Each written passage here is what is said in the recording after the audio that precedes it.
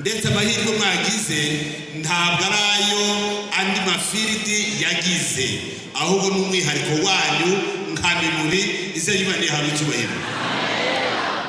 Ntabwo amateraniro makuru ntabwo tuyatangiriye ahangaha, tumaze igihe kinini tuzenguruka muri Union y'u Rwanda, yatangiriye mu majyaruguru y'iburengerazuba bw'u Rwanda, Rubavu, hakurikiraho firidi yo hagati mu Rwanda, tuhavuye twagiye muri firidi yo mu majyepfo Huye, tuhavuye tujya mu burengerazuba ahafite icyicaro hariya kuri Ngoma, tuhavuye tuza muri firidi y'Iburasirazuba bwo hagati mu Rwanda i Kigali, tuhavuye tujya muri firidi y'amajyaruguru Musanze.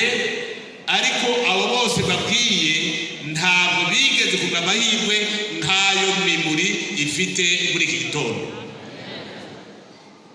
Ariko muri gukurikira mutese kubera iki? Umuyobozi w'itorero ryacu kuva mu kwezi kwa gatandatu, igihe habagaho inteko nkuru rusange yari iri gutora umuyobozi w'itorero ku rwego rw'isi, mu matangire y'ukwezi kwa gatandatu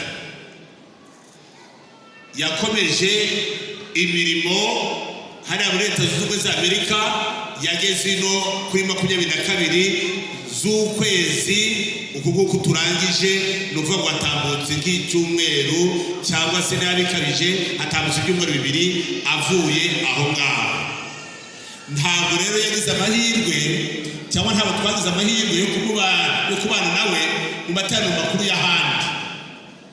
Ubu muri uyu mwaka w'2022 tumubonye muri amateraniro makuru, kandi yifuza kuza ahangaha mu ntara ya Mimuri.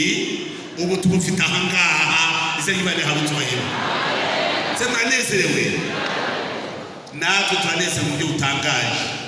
Abashyitsi baje kudufasha mu materaniro makuru, abo twari turi kumwe nabo nijoro, nabo banezerewe cyane kuko hari hashize igihe tutari kumwe nawe, ariko Imana yaramurinze natwe iraturinda iduhuza tukiri bazima.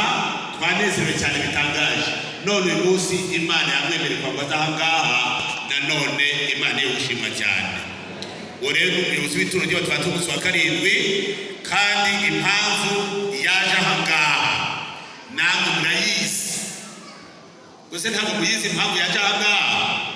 Ubwo se kubera ko atagiye Matimba, atagiye Kabarore, atagiye Nyagatare, atagiye he?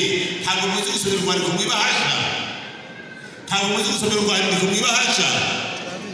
Icya mbere ni ibintu bibiri.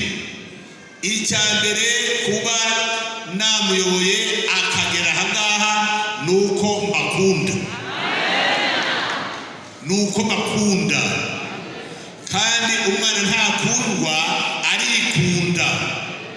Mwabyumvise neza? Byonyine abizera twese amaso araduha, sibyo? Ikindi cya kabiri nuko mwabaye intagereranwa, bigaragaze yuko iby'umwuka muri mwe bigenda bizamuka umunsi ku munsi, izajya hamwe icyubahiro. Uyu munsi rero umuyobozi akaba yamanutse kugira ngo nawe aze yirebere, kandi amaso umuntu abwirwa bike, ariko amaso akagenda ate? Akirebera. None ni bangahe bamfasha ngo tumwakire ahangaha mu ntara ya Mimuri, kuri iyi site ya Mimuri? Ngaho mumwakire.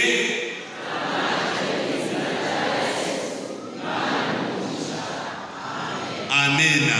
Tubifurije amateraniro makuru meza. Imana ni nziza, kandi ibihe byose ni bangahe banejejwe no kubona umuyobozi wacu.